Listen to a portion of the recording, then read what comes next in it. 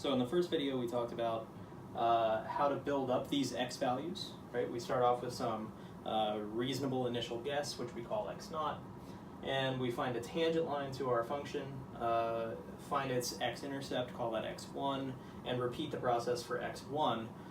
Find the tangent line to the function centered at x1, find its x-intercept, call it x2, and repeat. So what I want to talk about now is how do we actually quantify all of this, right? What is the actual algorithm that's going on here? So our initial our initial guess is in yellow here, so I'll use yellow to indicate the equation for this yellow tangent line on the board, which is the tangent line centered at x naught. All right, so we've got our initial guess.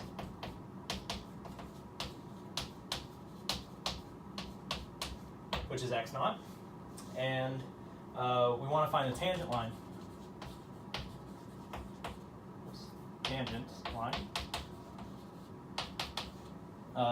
To the function at x naught. So we know how to do this. We've done it 100 times by now. Right? We take y minus the height of the function there. So y minus f of x naught. Well, this is going to be the slope of the tangent line is going to be f prime of x naught times x minus x naught.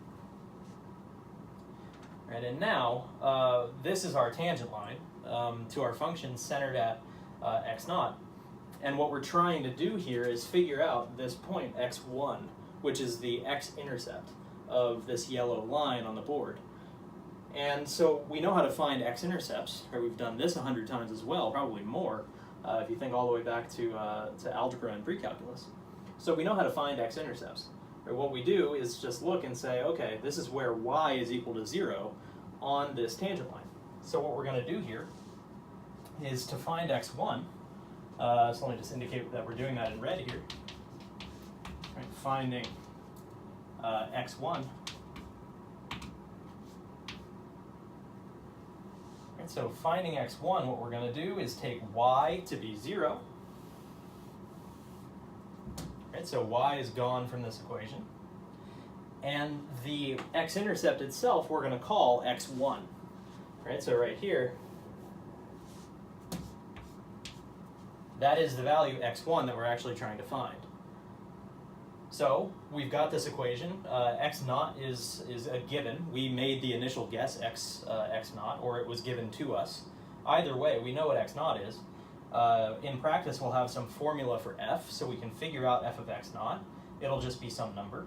We can figure out f prime, because we know how to take derivatives. And we know how to plug x naught into a derivative. It's just going to be some number. So what we're going to do here is just go ahead and algebraically solve for x1. All right, so the first thing I want to do is divide out f prime of x naught. And so I'm going to have minus f of x naught over f prime of x naught. Now, as always, right, anytime we do any sort of calculation like this, you should always be thinking to yourself, what can possibly go wrong? And right here, we've got a pretty big thing that could go wrong.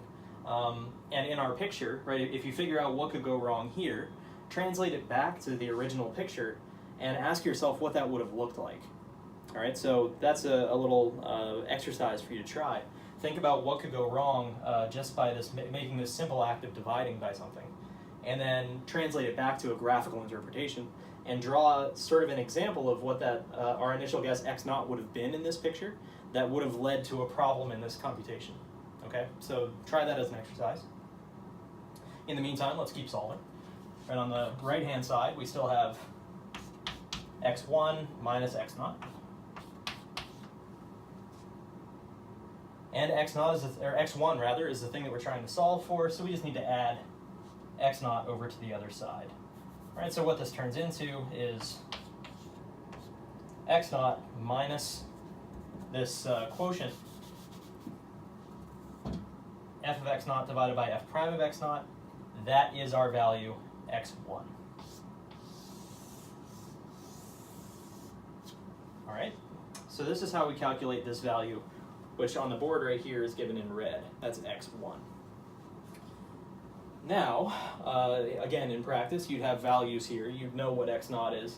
You'd know what f is. You know how to find f prime, and so on. And so you'd get some specific, actual concrete value for x1.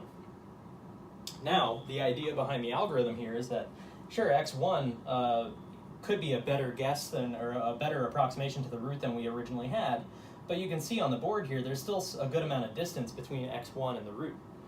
And so we repeat this process, right? We do the exact same thing, but starting with this red point, x1. So we start with x1, and we do the exact same thing. We find this red tangent line that's on the board, right? So the tangent line to the function f at x1, well, this is going to be y minus f of x1 is f prime of x1 times x minus x1. Right? Notice this is the exact same formula we had before, except now other than being in red, of course, all of the x naughts have been replaced by x1s. Otherwise, it's exactly the same. And now what we're saying in the picture is that we want to find the x-intercept of this red tangent line. That's what we have right here in blue. It's what we called x2. And we know how to calculate that, right? We know how to solve for x2. We just did it in the previous iteration of this. We just did it for x1, right? So the exact same logic is going to apply. So what we get here is, again, we're trying to find the x-intercept of this red line. That's going to be exactly where y is equal to 0 in the equation of the tangent line. So let me write out what we're doing here. Right, we are finding x2. So y should be set equal to 0 to find the x-intercept. And x here, the solution to this equation when y is set equal to 0, well, that's going to be the thing that we're calling x2. So now we just want to go through and systematically solve for it again. All right, so what we do here is, again, divide by f prime of x1, and that's going to give us, right, negative f of x1 over f prime of x1. That's going to be equal to x2 minus x1. Right, the exact same computation we had before.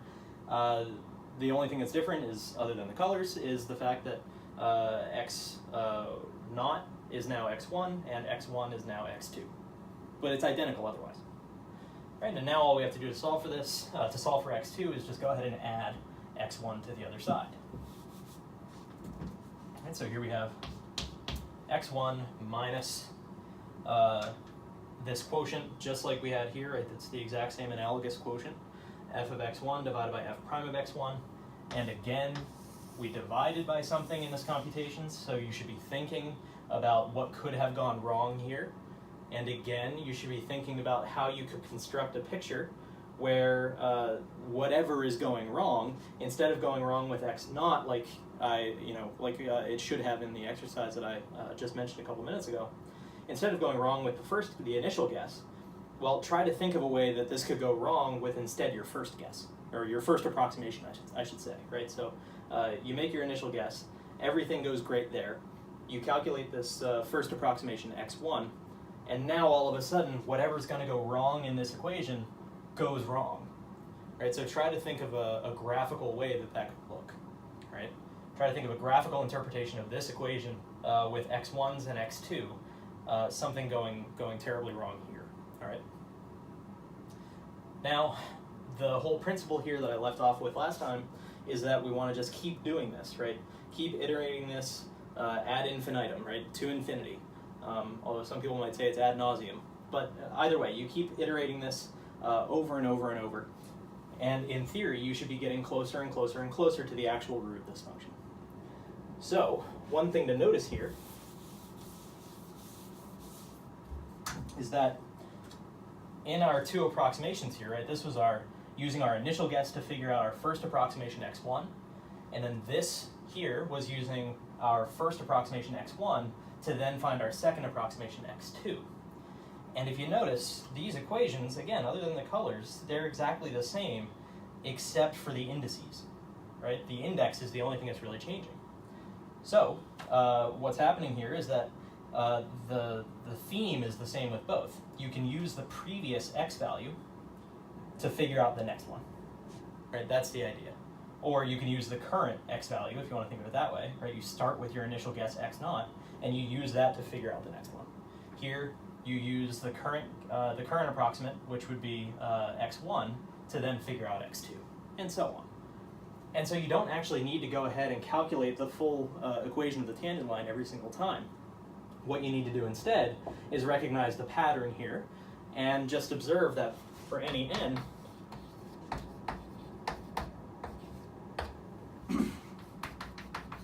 and here I mean n is a positive integer, of course, the approximations for Newton's method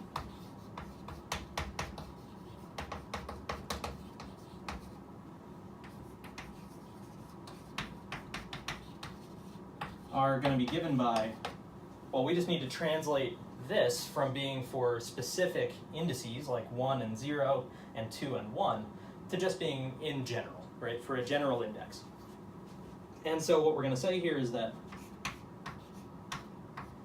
xn plus 1, or I guess I should start with xn since I just said n is a positive integer. Don't worry about that. Xn is going to be xn minus 1 minus f of xn minus 1 over f prime xn minus 1. Right, in other words, this tells us that x1 can be calculated in terms of x0, because 0 is 1 minus 1. x2 can be calculated in terms of x2 minus 1, x1. And this is exactly what we saw to be the case over here. Right, and this tells us how to do it for any n. The only thing we have to add to this is, well, a couple things. We just have to point out that x naught is our initial guess. All right, so this formula doesn't calculate x naught for us. We make the initial guess x naught and then use it, where we sort of implement our original guess with this algorithm to figure out x1, and then we use x1 to figure out x2, and x2 to figure out x3, and x100 to figure out x101, and so on. Right? And the idea is that if your function behaves well enough, and if you don't run into any catastrophic problems, again, with these computations, which I've told you to think about, then as n gets larger and larger, these x values will get closer and closer and closer to the actual root of the function. Right? This is the idea. So in the next video, we're actually going to run through an example of how to implement this.